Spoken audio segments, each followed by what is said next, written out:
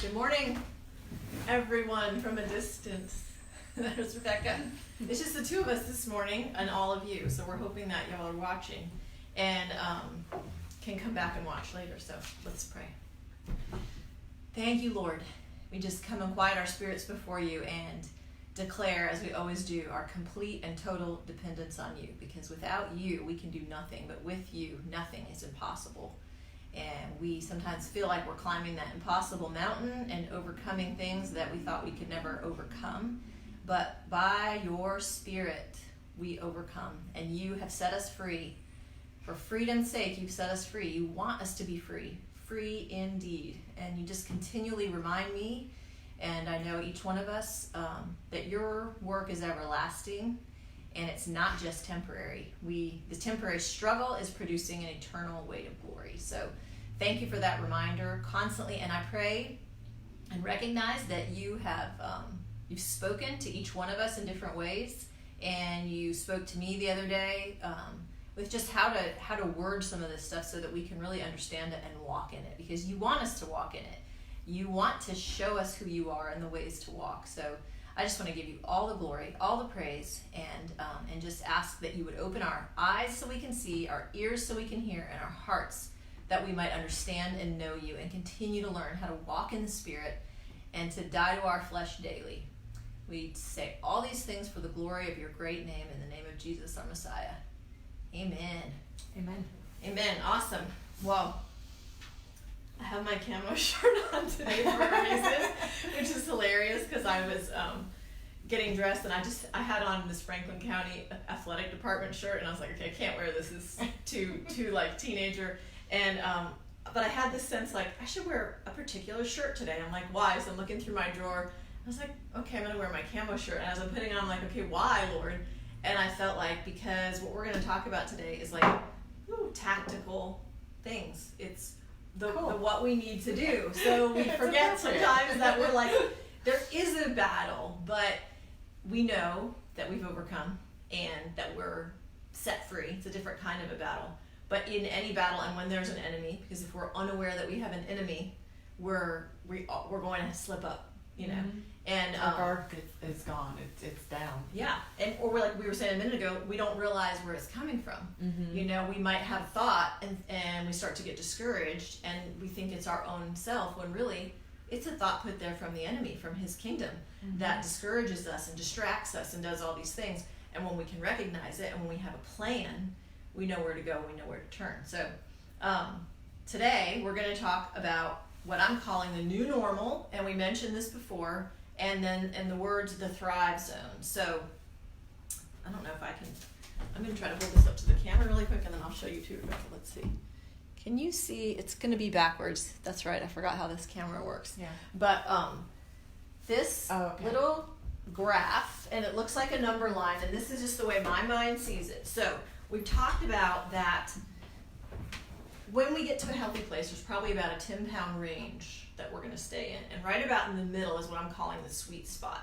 And I'm going to talk a little more out of my own experience today of where I feel that I've come to a place that I'm maintaining. And so it helps me to understand, like, how does that happen? So right in the middle is about where my body wants to be, and I call that the sweet spot. But there's this natural fluctuation, and then more often than not, it's more towards the upper end. Without doing something differently, it doesn't tend to fluctuate much lower, I have found. So I'm still learning too. Does that mean that my Thrive Zone's actually a little shifted a different way than I think? But what I find, the reason I keep putting it there is I find that when I feel my best, I'm right within about 1 or 2 pounds of that. So the way I circled this sweet spot is a dot in the middle, a circle around it about a pound higher or lower. Just seems to be where my body says, I'm happy, I'm comfortable. This, at least right now in my life, is where I feel good. And when we're talking about people that have more weight to lose, and we've talked about this with Rebecca, if we're losing, let's say 10 pounds at a time, every time we lose and then we stop and maintain, we have a new little Thrive Zone for a while. So you're going to get to practice Thrive Zone however many times you're losing weight. So you're going to kind of pause at a point and stay in that range, and hopefully right about in the middle. and you're going to learn something about yourself every time. Like, what tends to push me towards the upper end of my thrive zone? What tends to get things going to the next step down? And we stay in that place, and then we say, okay, my body's ready to move down again, and we start to step that down until, boom, we hit another. And in my mind, I feel like it's around 10 pounds. Everybody's going to be a little bit different. But from what I've seen and experienced, especially if you have probably 40 or more pounds to lose, when you're down to maybe less than that, less than 40, less than 30, it may be a smaller range for a time. So your body has time to set. And here's the cool thing, we've talked about this before, is if you've done that, let's say you have 100 pounds to lose, and you do 10-pound increments, and you pause at each little thrive zone, and you maintain, even if it's just for a few days or even up to a week, and then you move down again. By the time you've reached your goal weight, you have practiced maintaining in the thrive zone 10 times. And that is awesome, right? Because what you've said this before, we all know this, the biggest fear when we have accomplished anything in life is that we'll lose it. You know, or we've said, or we'll gain it if it's losing weight. We come down here and we've done all this work just to lose it again. And next week when we talk about hungers, it's going to be really helpful, because most of the time when we have an unhealthy relationship with food that has caused our weight gain, we've been eating for reasons other than food, because our body doesn't really want to be overweight. So we've probably been over consuming for other reasons. So if we haven't dealt with those things, there is that strong chance that when we get down here, we feel uncomfortable because we haven't yet met those emotional or mental needs. And so our body has this tendency to go, I really need to be here to feel safe and comfortable, and wants to go up. But if we begin to address those hungers and the strongholds, so the next 2 weeks after this, we're going to talk about the hungers and the strongholds as we're working on the body issues. Each time we hit that thrive zone, we have this pause, we meditate, we learn and say, okay, I'm stronger. What have I learned? What have I gained or lost in that time? So that way you can feel safe when we get down to where we're going. So the question is, how do we do that? And that's what I want to hit on today. So the Lord gave me some words, and as far as just eating, there's two terms if you've been familiar with micronutrients or macronutrients. You heard those basically.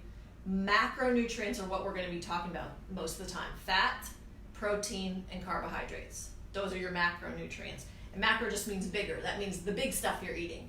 The micronutrients are vitamins, minerals, enzymes, all that stuff. Those are essential. And that's talking about supplementation and that sort of stuff. We're not even going to go there. That, at this point at least, those things kind of come up as we go.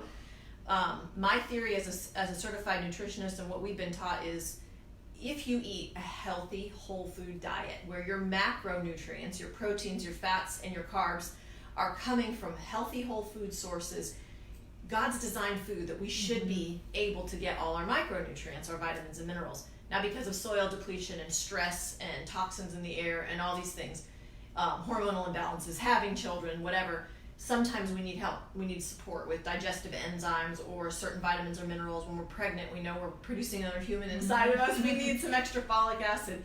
So those things are important, and we will address them as they come up. But what we're mostly focusing on and figuring out this thrive zone is our macronutrients. So the big things we eat: protein, fat, and carbohydrates. And what we're doing is finding the balance, the boundaries, like we talked about last week, for each individual body of how those things work. So we're going to look at 3 ways to eat.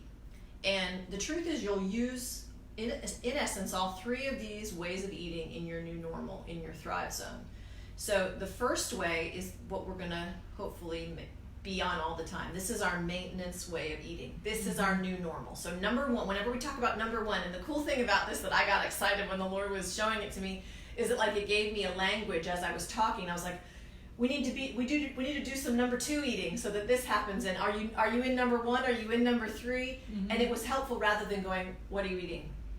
And having this big vague thing. So it's a way we can kind of pinpoint and say, oh, I was doing this. I was eating like a number 1, and this is what happened. So 1, 2, and 3. 1 is going to be the way that we eat and live, so we maintain our sweet spot. So wherever that is in your scale of where you are, let's say you're in your 10-pound range, whatever way of eating that keeps you there. So if you're in the process of losing, you're not going to be eating like a number one because you're not maintaining. But if you have taken a pause or you're at your goal weight, then you're going to be most of the time eating like a number one. And we'll get back to what that looks like in a minute. I'm just going to describe each way. A number two is what I'm calling losing. This is a way of eating and living that's moving you down the scale, that your thrive zone's going lower. This is where we really adjust those macros and figure out what way of eating helps our body to burn fat and to use energy efficiently so that we're losing weight. We'll get again to the specifics, but the way that I have found that works best, this is where each person gets to decide, but the way I'm going to encourage people is using a moderated ketogenic diet, and that is going to be a higher fat, moderate protein, lower carbohydrates. And in a couple weeks, when we come back to looking at this and really getting into the details, we're going to look at that specifically, and we're going to find that that works for most people. And I'll explain a little bit of that today, why it works. Some people are already going, oh no, I'm not doing keto, I'm not doing that. And you have seen probably some ways that people do it that don't look very healthy. And that is true. Everything that's good can be taken to an extreme and not be healthy. And you've seen that too. So we know it works, and I'll explain why, and I believe it's based on the way God made us. I think he gave us two fuel-burning systems, and they're both good, and we tend to only use one, which is glucose, using glucose for fuel. It's the primary source of fuel, it's the easiest source of fuel, but because most people have been overfilled with carbohydrates, which convert easily to glucose as energy, we don't have the ability to burn fat the way we were designed, and therefore whenever there's an excess of sugar, it begins stored in little fat molecules, cells all over our body. And we say, why am I gaining weight? Why am I gaining weight? Even if you were eating no fat, which was kind of the trend in the 90s, a no fat diet was so high in carbohydrates, people were gaining weight on these diets thinking, but I don't eat fat, why am I getting fat? Because your body has to store them. So that's going to be the key in this losing, is saying, how can we shift those? And if you're exercising a lot, you're going to need more protein and carbs. If you're not, you're going to not need as many. And depending on your body, that number two, finding the number two for you is what takes a little bit of work to say what works for my body. And that's what we're going to play around. I keep seeing, like, if you've ever done a soundboard at church or something, you adjust, you want a little bit more bass, you're going to pull the treble down a little bit. And volume, that's what we're doing. We're saying, where is that sweet spot that goes, this works really, really well for either maintaining, losing, and then you probably guessed it, the third way of eating is to gain weight. And we probably think, well, why on earth would I ever choose to eat that way? We all choose to eat that way at times. We could probably recall having Mother's Day or something and be like, someone just brought me this little cake and I am going to eat it. So what number three does, and the reason we're not eliminating that, saying we're never going to eat like a number three ever again, is because you are going to eat like a number three. But the great thing is, when that happens, you know how to do number two, and then you know how to do number one. And if you live like a number one, maintaining in that sweet spot, so if we picture that whole thing, and here I am maintaining in my sweet spot, and every once in a while I eat like a number three, and whichever way this is backwards would go this way, it starts going up a little bit. You go, warning zone, and that's where you can't really see that, but here's your sweet spot. If you start going this direction, that's just a little red light that says, hey, what's going on? Warning zone. If it starts going this way, it's also warning, whether it's good or bad, of, hey, what's going on? If you're trying to lose and it's going down, you say, awesome, it's working. If you, let's say we're going through a really stressful time and you see it going up and you're like, hey, I'm still in my zone, but I want to make sure I don't keep going that way, then it's a warning time to say, hey, you're heading the wrong direction. Do you want to keep going that way? And you say, no, I want to come back to my sweet spot, and you can make adjustments. So the great thing about this Thrive Zone is it gives us some room for error, but it also puts a cap on it. It doesn't say, well, I'm gaining, but we'll just see. And like you were telling me before, 5 years from now, the we'll just see makes you go, what happened to me? But the we'll just see didn't seem like much was happening. Well, my pants are a little bit tighter. Well, I just need one size bigger. And we find ourselves that frog in the pot of water. We've not even realized that the temperature's been turned up. So we want to live in this Thrive Zone, so we have a little margin for error that says, I need to make an adjustment. And the tools that we're going to have when we're in the Army are saying, I know what to do. And that's why we want to learn and practice. And we've said this before too, making mistakes can be great because it shows you what not to do. So the times when I've been thinking I'm living in my thrive zone at my sweet spot, and I check my weight, I say, why am I 3 pounds heavier than I normally am? That doesn't seem like much, but it helps me to say, what have I done differently? Have I eaten something differently? Have I been stressed out a little bit? Did I stop exercising? Am I exercising too much? Am I putting too much strain? And I can make those adjustments. And then I'm mindful and I'm aware. And that's often where I have found when the enemy comes in, he catches you unaware. And there's a scripture that says that we're to be aware of the enemy's schemes. He's like a lion roaring around looking who he can devour, because if not, we'll be caught unaware. But if we're aware that there might be, if we have a tendency, like when we talk about the hungers next week, when we're lonely to eat and we have a time where our husband's traveling or something and we say, oh, I've got a lonely time coming up, I better plan some sister visits or something fun for myself that I enjoy, like one of my favorite movies, because I know what happens when I get lonely. I start going this way and I start meeting my loneliness need with a bag of Cheetos. And Cheetos don't really help you not be lonely. They just help you forget about being lonely for a little bit. So we want to meet those needs. Okay, so we have those, the Thrive Zone. Thank you for using Cheetos instead of donuts this time. Okay, I do use donuts probably because it's like, and I really care for Cheetos. So it makes you not think about the donuts. That's awesome. Okay, so some of our words. We got the Thrive Zone, we've got the sweet spot, we've got margin for error and warning zones, and we've got 3 ways to eat. A number 1 is to maintain in the sweet spot, a number 2 is losing, a number 3 would be gaining. So depending on where you are on your scale, both 2s and 3s can be useful tools, but they're temporary tools and they're never a new normal. And that's important. If you've struggled with an eating disorder in the past, sometimes we get really into number 2. And number 2 is super fun. And we just love watching that scale go down, down, down, down, down. But then guess what? Our body says, oh my gosh, I'm starving. And all of a sudden, if there's been a binge and purge cycle, we jump into a number 3 and we start eating and gaining, and then we panic and we do this. And we go between 2 and 3 and 2 and 3 and 2 and 3. And we really wreak havoc on our hormonal system and on our emotional system and all of these things. So we want to say we're never going to abuse this system. We are going to understand that 2 and 3 are tools. They're temporary to get us to a place where we can live as a number 1. And when we occasionally number 3, we can number 2, so we can get back to number 1. Isn't that cool? Yes. Okay, so when you're above where your Thrive Zone is, you're going to use number 2 in your journey of weight loss in order to get to our Thrive Zone, where we'll then be ready to live our new normal. Number 1 is going to be our new normal, the way we eat and live most of the time in order to stay in our Thrive Zone and be at our optimal weight, wellness, and health, spirit, soul, and body. And we're remembering this is not just about our body. Yes. Sometimes, we're going to hit a place where our body, we were just talking about this, our body might stall out for a minute, and it gives us a chance to say, what's going on in my heart? What's going on in my thought life? Has the enemy come in again with a thought that says, I can't be free? Everyone else this works for, but not for me.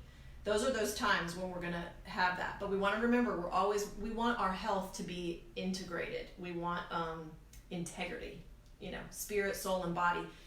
Where's that scripture we read? I think it's Thessalonians, that you would prosper even as your soul prospers. So we don't want to leave our soul and spirit in the dust and have this great body and say, I'm no better in character, I'm no closer to the Lord, I'm no less likely to snap at my children or my husband or to have depressing thoughts.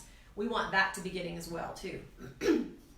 Number 3 is occasional eating and living that is mostly for entertainment and indulgence. And when we really think about it, that's really what number 3 is about. It should be rare. And if it's rare, it can be enjoyed occasionally. And it also teaches you that what really is worth it, So we're thinking of things like a party, a vacation, an outing to a special restaurant. But here's the key. We cannot live as a number 3. You can't. You will become, your health, your wellness, and your weight will suffer. You will have consequences.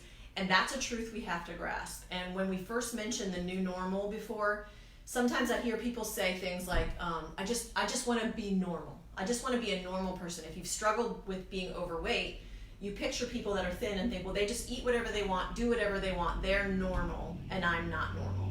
And that's a lie we want to just erase from the whiteboard and say that's not true. There are some people that have higher metabolisms. There are some people that have lower metabolisms. There's hormonal changes, but we each have a normal we can stay in. Even someone that you look at and you think everything's perfect, there are things that if they do outside of their thrive zone, they won't thrive, whether it's spirit, soul, or body. They may look like they're thriving in their body. They may not be thriving in their spirit or in their soul. And even if they are, chances are, if you really looked at their life, you'd find that they are living within some boundaries. It just appears that they're not. And they're the boundaries that work for their particular body. So we cannot live as a number 3. And if it's your normal, if number 3 is your normal, you will be overweight, you will be unhealthy, and you will be unwell. Most of us have lived as a number 3 and seen the devastating effects. So number 3 is an occasional, even a very rare way of living or eating that we want to minimize. And what we were just saying, is there a healthy way to do number 3 if you need it? And yes, so there are rare people that actually need to gain weight. I have worked with some people, whether now bodybuilders, that's people that are intentionally trying to put on muscle mass. I've known some people that they can't seem to maintain their fat. They need more fat. So would you just tell these people, go eat bags of Cheetos and anything else?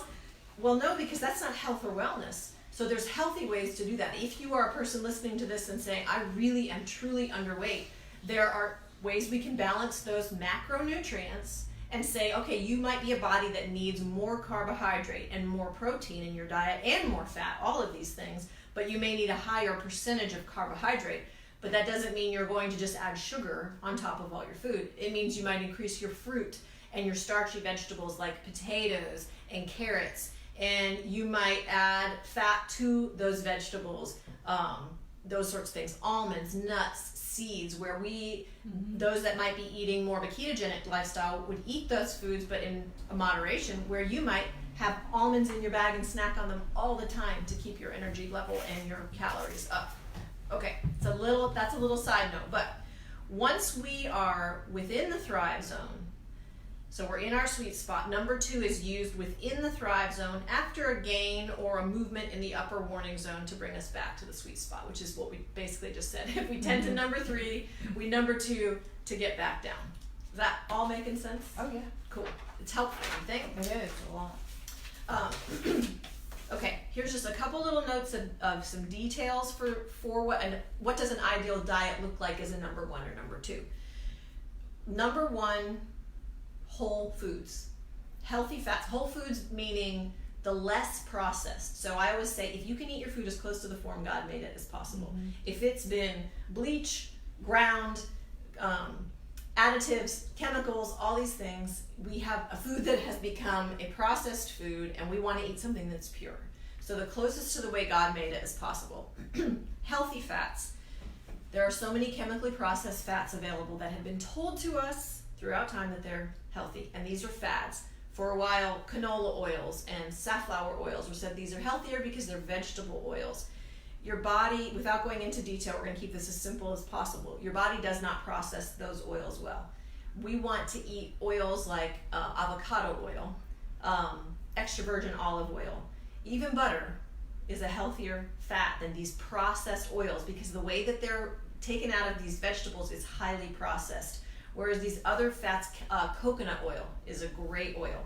They're very healthy on your body, and the chemical makeup, which again, you can, if you get excited, like sometimes I do, you can go online and you can research and you can understand the molecular structure and why some work with your bodies and some don't. One of the things I want in this way to glory is to keep things simple, and just to understand, to say these oils don't process well in your body. When they're heated, they produce carcinogenic effects. I will say a note, extra virgin olive oil is very healthy for you, but it doesn't handle heat well. So you don't want to cook it with extra virgin olive oil as much as you want to add it on top. Or if you cook with it, don't get it really high. Or a dressing. Yep, like a dressing, or let's say you steamed broccoli and then you drizzled extra virgin olive oil on it afterwards. When you get it really hot, it can produce some carcinogens. Now, I've been using the avocado oil. Is that okay? Avocado oil is much more stable at high heats. Okay. So it's a really, that's what I use to heat anything. If I'm going to saute or like I'll roast vegetables in the oven, I'll put avocado oil on. And then on top I'll add extra virgin olive oil. Okay, so whole foods, healthy fats, pure water, pure and unprocessed foods, lots of vegetables. And remember, this is as a number one. Fruits and healthy starchy vegetables in moderation and in line with our particular makeup. These are healthy foods. We get afraid of them because when we have had extra weight to lose and we've learned that when we cut these foods out, we lose weight. Sometimes we go, I can never eat fruit and I can never eat starchy vegetables again. These are healthy foods and we want to learn to incorporate them back into our diet. We just have to find, as we move those sliders on the scale, what works for me, and we do it gradually so that our body can adjust. This would be a good moment for me to interject a little bit of the chemistry of what happens in our body. So blood sugar, and I've talked to you about this before, but maybe for those that are on here that understand or don't understand, we have to keep our blood sugar in a place that's stable, and our body does that for us very naturally. It's called homeostasis. If our blood sugar goes too high or too low, we're in danger. We can have all kinds of side effects. Blood sugar that tends to go too high is going to push us more towards a diabetic type symptoms, disease, type 2 diabetes. Blood sugar that drops too low is what we call hypoglycemia. All of these things are not healthy, and they're all in line. They all are part of a syndrome of an unhealthy balance in blood sugar. So, but what happens in the normal body is, as your blood sugar begins to drop, we feel hunger. Our body releases a hormone called ghrelin that says, I want to eat.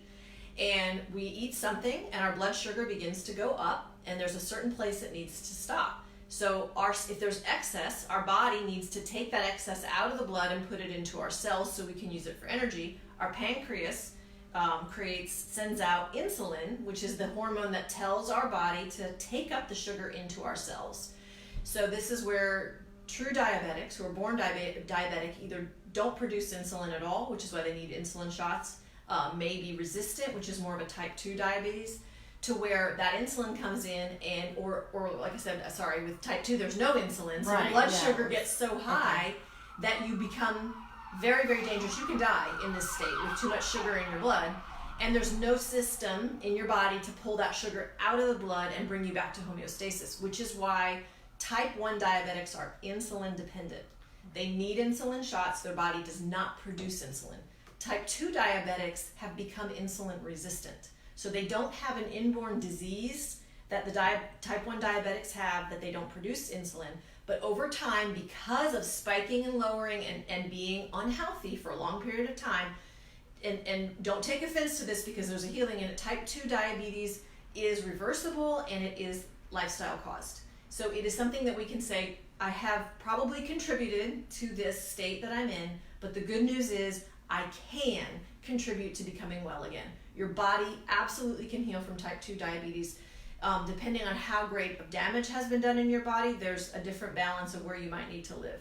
So the insulin comes in, tells our body to take up the sugar, and our sugar in our blood comes to homeostasis. Our cells take up that sugar for storage. Our liver and our muscles can store this glucose for us in the form of glycogen to a certain extent, okay? So think of them as extra tanks. When our liver and our muscles become full of glycogen and we still have more, so let's say we've just pigged out on a spaghetti dinner and we have all this extra glucose and our blood sugar's normal because our insulin is working good, our liver's full of glycogen, our muscles are full of glycogen, and we still have more glucose, where does it go? We've got to store it in boxes in the attic, and those are called fat cells. And that's when our body puts on fat. It says we need to store this for later use, and we need to put it somewhere where it can't get out, because it'd be very dangerous. If our blood sugar goes up now, we have nowhere for that sugar to go. We've got to put it in something that we lock it up. Once glucose has been converted and stored as fat, it's hard to get to. It's like boxes in the attic. I'm not going to just run up and down and get things out of the attic all the time. Or I'm probably going to find another way to get something, then do that. So that is why our body doesn't want to burn fat, why we have stubborn fat that hangs on, because it's locked in a box for later use. So you can see, hopefully your brain's starting to say, so I should probably never consume more glucose than needed. Makes sense, right? It's really quite simple because my blood sugar needs to stay stable. My liver and my muscles can only hold so much in their extra tank for me. So if we're using that glycogen system, the glucose system appropriately, we do eat regularly and we eat moderately. So we fill up our tanks, we use them. We fill up our tanks, we use them. And we feel very stable and very good. Unfortunately, and this is where our society... And less hungry, yeah. And that's, honestly. And that is how we can eat carbohydrates healthfully. Our additives in food are loaded with high fructose corn syrup and glutens and all these things added where we say, why is everybody gluten sensitive? All these things because there have been additives. You don't even know how much sugar you're consuming. You might think you've eaten a healthy meal, but a little snack of this and a little snack of that, and we have overflowed our tanks, and our body is packing on fat. So we have got to say, okay, if we're going to have carbs in our diet, we've got to find that balance on our scale that's just enough that we use and we stay balanced, and we don't overfill our tanks or underfill, because if we go too long without eating when we're using glucose as our fuel, we start to get a little shaky, because guess what? We've used up everything in our muscles. We've used up everything in our liver. This is what happens if you've been eating carbs pretty regularly, and let's say you fasted, and about halfway through your day, you start feeling a little shaky and a little dizzy because you've now used up all your glycogen, and your body is not willing to access your fat because it doesn't know how. And that is where the ketogenic diet, I don't even want to use the word diet, ketogenic fuel system, okay, is another system that God designed so that when there were times of feasting and famine, our body could easily switch over and say, no problem, I've got stored fat I can use. And it doesn't take much. That you don't have to be overweight to have stored fat. Especially women, we have fat. It's there on our bodies to be used. That natural fluctuation in our thrive zone is also designed for that. In the wintertime, we tend to be a little towards our heavier weight. In the summer, a little bit less. Because think about it, in summer, if we're eating seasonal foods, what's available in summer? All kinds of fruits and vegetables, and they're readily available. If we still lived in Florida, you walk down the street and go pluck an orange and eat it. In the wintertime, those things aren't available, so we're eating a different balance of foods. Okay? So ideally, we want to have a body that's flexible, that can say, I can use glucose for fuel because God designed me that way. I can use ketone bodies, which is just meaning fat converted to energy, for fuel. Where we have the problem is because as a society, most people have been so inundated with excess carbs and glucose, our body has become very locked on one system, and we're unable to switch over. And so we have all these blood sugar issues, and what we want to train our body very gently how to switch back and forth. And once you have become, some people call it keto adapted, you're able to move back and forth pretty easily, even within the course of a day. Whereas when you're first moving into keto, it might take you a while, and it's better to take a little bit longer. Otherwise, it can be a bit of shock of the system because your blood sugar is going to drop. You're going to, before your body's willing to break down that fat, and the way we help it is by giving it some extra fat in the diet, saying, hey, try using this for fuel, try using this, and the body goes, what an awesome idea. Hey, I've got a bunch of that in the attic. I'm going to go grab a box. I'm going to bring it down and I'm going to unpack it. Woohoo! And this is what we want. If we have little boxes of fat on us, we want our body to start saying, hey, I know what I can use here. Okay, so hopefully that's making a lot of sense. What we're hoping to do is get to the place with our body that we have a little bit of fat on our bodies. We're designed that way. We don't want to have no fat. We are women, okay? That's the way our bodies are designed. There's some fat on our body. We don't have excess fat. We're eating within a very balanced blood sugar. You feel great when your blood sugar is stable and balanced.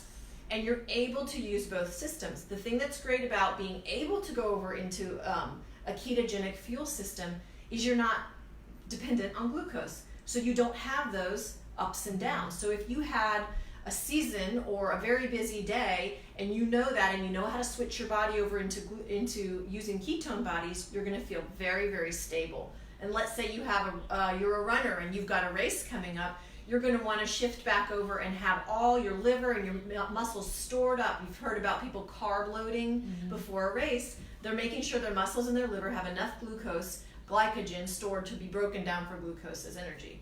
So that's why sometimes those runners or bike racers in the middle of their race will take a little shot of something because their tanks have gone all the way down and they don't have time to eat a meal and digest it. They're just going to take something in to keep going for the time. And it's not a piece of cake? Not usually.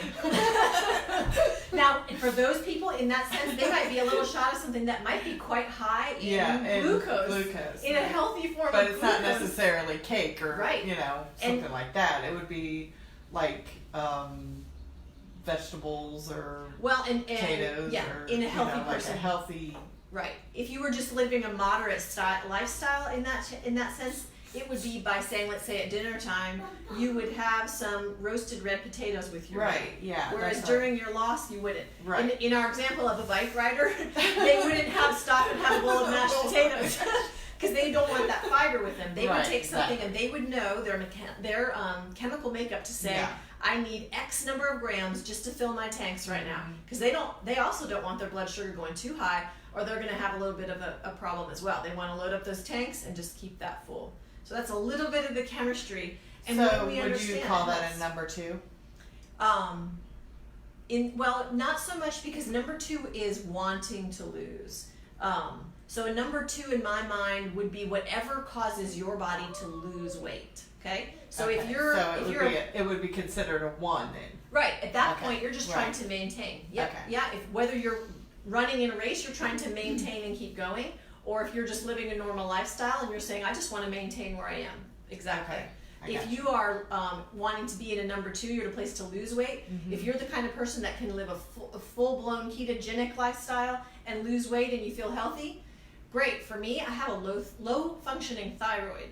So for me to stay in a ketogenic diet too long messes with my thyroids and thyroid hormone. A lot of women, that happens. So what we'll get to again when we go back into the tacticals is how to play with that. And I'll mention it here. What we would do is we would go into ketosis for a time to lose weight, maybe up to a month, and then we would carb cycle, and we would add a little carbs at night, a little bit, to fill our tank back up. After we've depleted our tanks during the day and lost some weight, at night we fill up our liver and our muscles, so that we tell our body, you're okay, you can produce your hormones, you can produce thyroid hormone, you're not going to be needing to rely on cortisol, your stress hormones to keep you going.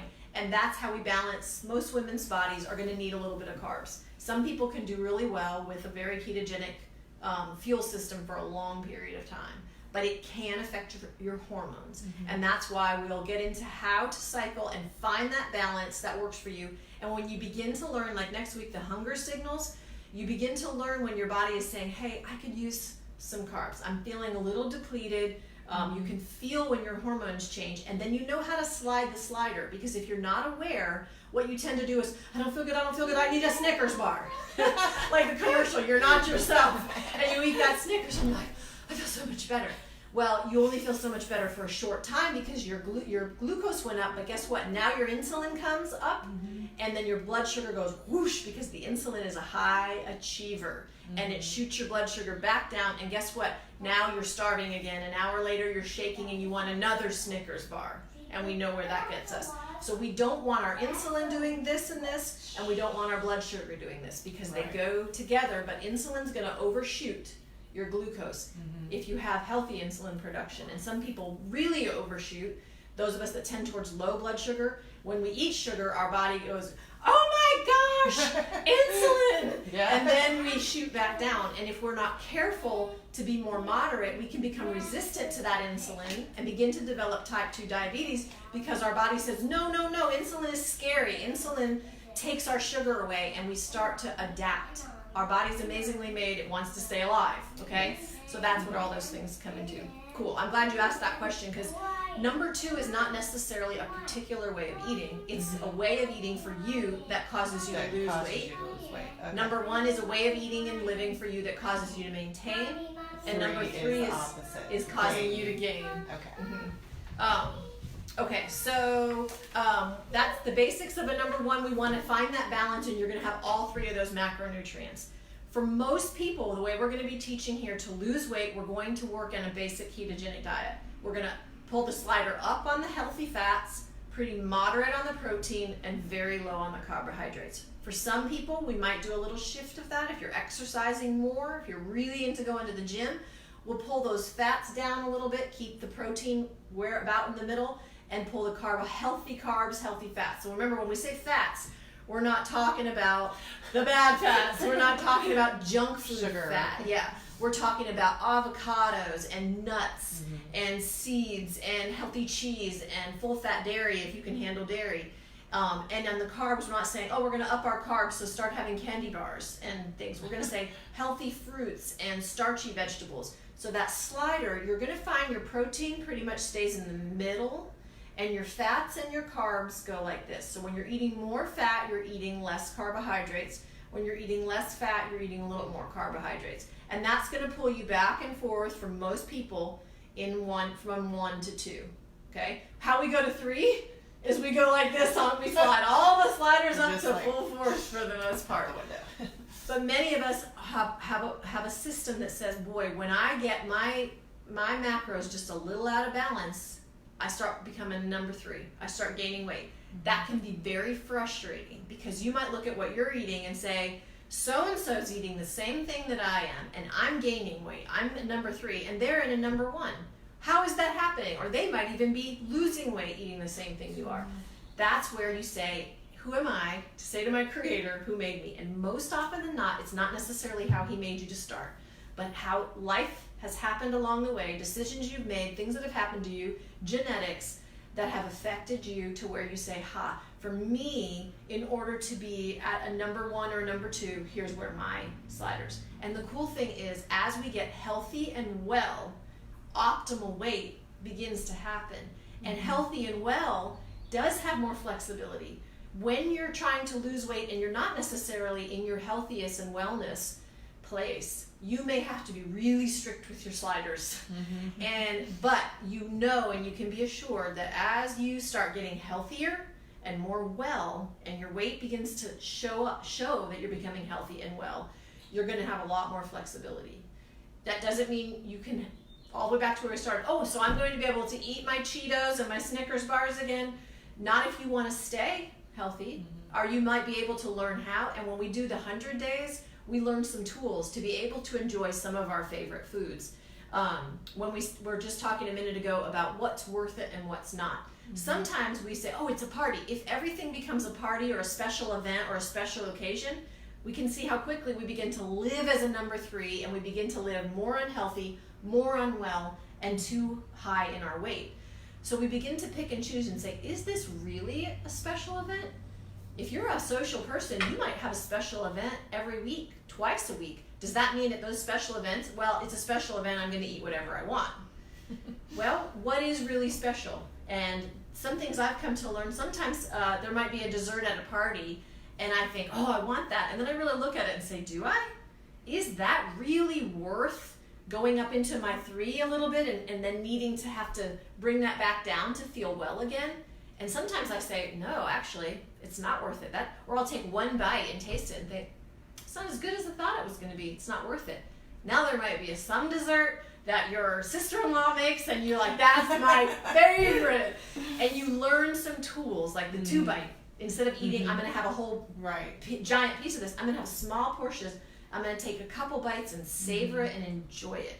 There's ways to enjoy the favorite foods. You don't have to get rid of those, but if they're your normal, or you think that you're going to make them your normal, you're kind of deceiving yourself. Okay, so the number 2, where most people are going to do a basic ketogenic lifestyle, ketogenic fuel system.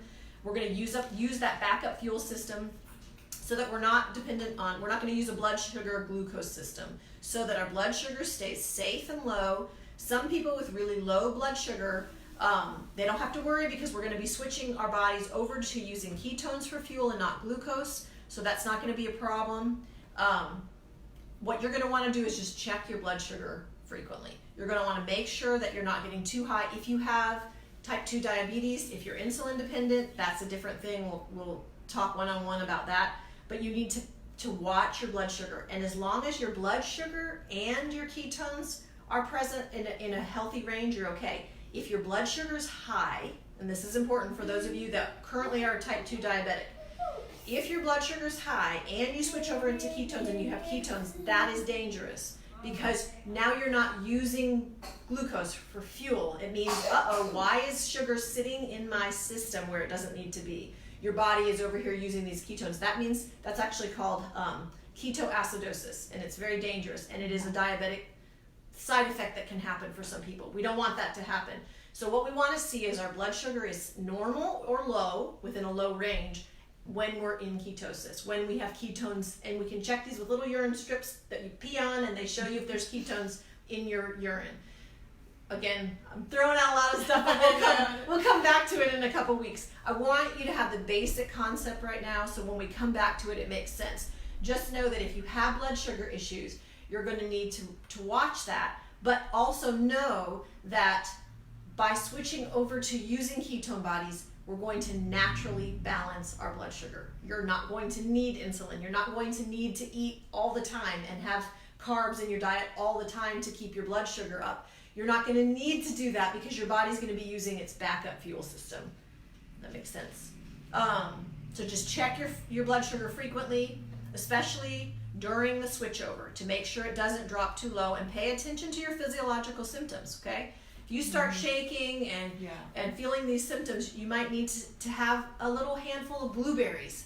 Don't go grab a candy bar. Start with something small. Add some berries that are a little bit lower in sugar, and have a lower glycemic index, which means the sugar is metabolized more slowly. And see if that doesn't bring you up, so that you don't do the shooting up with sugar, shooting up with insulin, and back and forth.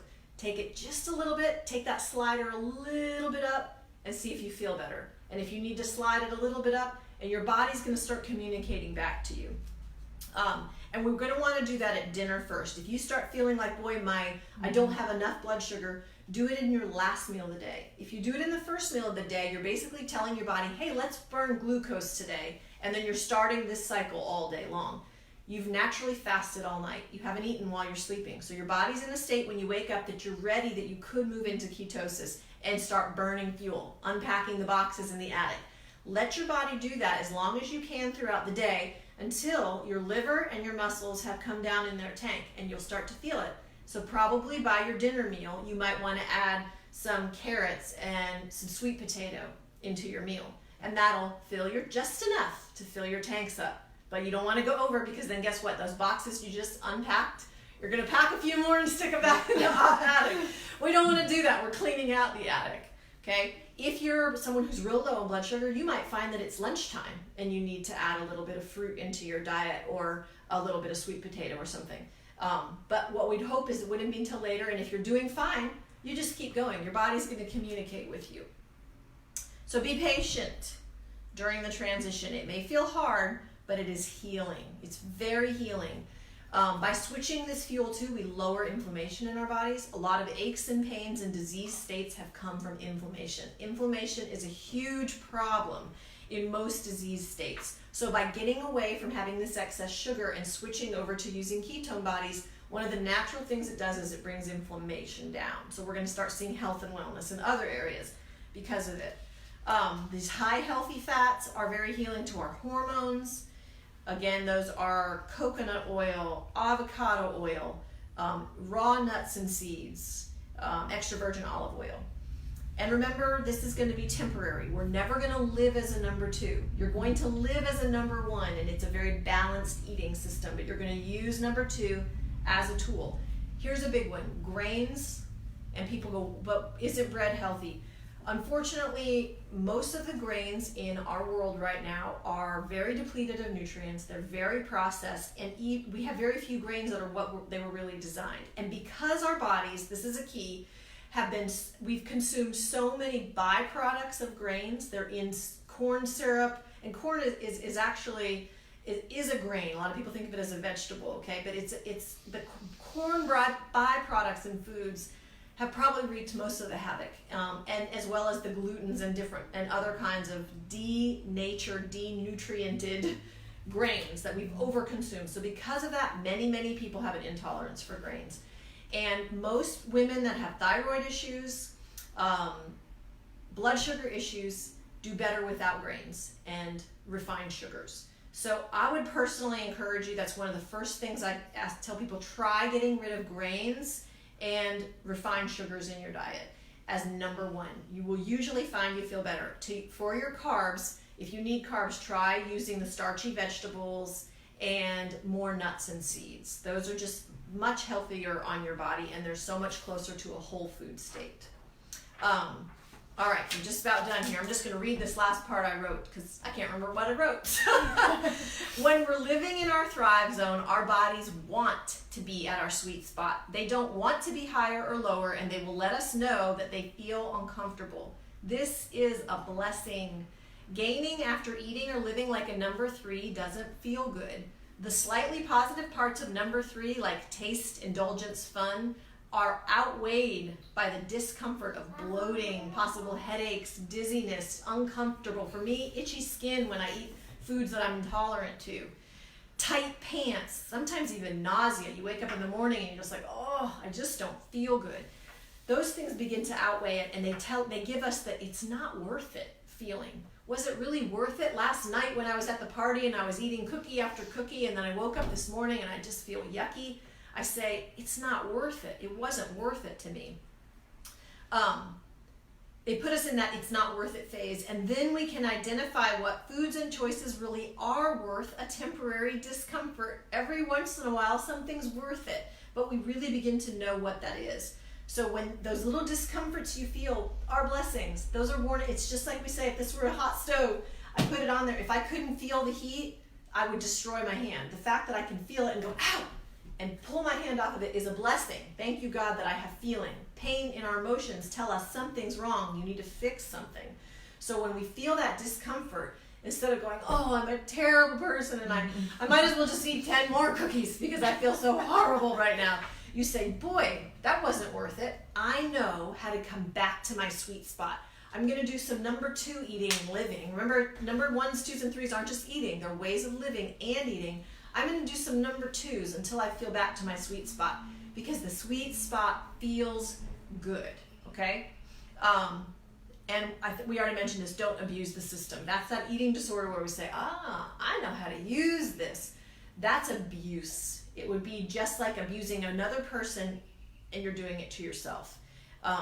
That's something we want to repent of, to renounce and say, I'm not going to function in that anymore. I know God has designed me. These things are healthy, and I've been using them in a way to harm myself. And now I want to use these same tools to heal myself and to be a whole and healthy and well person. That's all I have for today. That was awesome. A lot. Yeah. Do you have anything to add or any questions that are coming up for you that others might be having? I don't think so. Okay. Well, basically, like you were saying, having the carbs before, like for dinner instead of like breakfast or something. So what you're saying is, you have it for dinner, then you're gonna use it up while you're sleeping. Right. Wake up and it'll be used up. There won't be any extras. Exactly. Yeah. Your body's going to say, oh, thank you. I can use those to make some hormones that I need while I'm sleeping. Right. And by the time we wake up, those tanks, because remember, we're never going to eat more glucose than is going to overflow our tanks. We're just going to need enough to fill up our liver, fill up our muscles, and while we sleep, we're going to just naturally use them up. Exactly. Perfect understanding of that. So by the morning, now let's say you have a little bit left in your tank in the morning, and you want to be in a ketosis state. You might go for a walk first thing in the morning and just burn off that last little bit of glucose, and then have a nice, healthy, high-fat, ketogenic breakfast, which would have a high-fat, moderate protein, and low carbs. And your body says, oh, awesome, fuel, and it reminds it, hey, we've got more of that in the attic. Let's go unpack it. And then all day long, you're burning fuel. You're very stable in your blood sugar because you haven't shot it up and down and you're not reliant on it.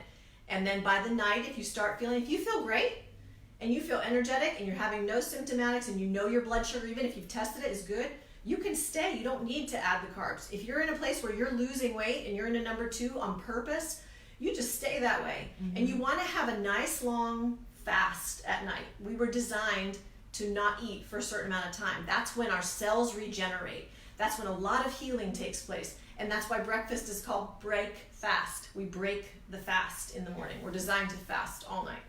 Cool. And all those details, We're gonna, I think, have 2 more weeks. I know next week is gonna be about hungers. I believe that the week after that, we're gonna talk about strongholds, because that's how we maintain in all areas, spirit, soul, and body. And then we will probably come right back to this and really go through the details of how do we switch over into these different systems. So thanks for joining us today. If you have questions, you can, you can put them in the comment section of the video below, and when my phone works normally and I can see those, then I can answer them for you. You all are also welcome to text me anytime. My phone number is 540-238-4621. You can text or call, or send me a private message. I'm here for you. I know Rebecca and Michelle. What did Michelle say? So Michelle said, this is great that we can be apart even when life busyness gets you busy. We got you. When life is busy, isn't it awesome? So thank you for technology. And Mom said, yes, it is. We love you. We love you guys so much. Have a wonderful day. All right, bye.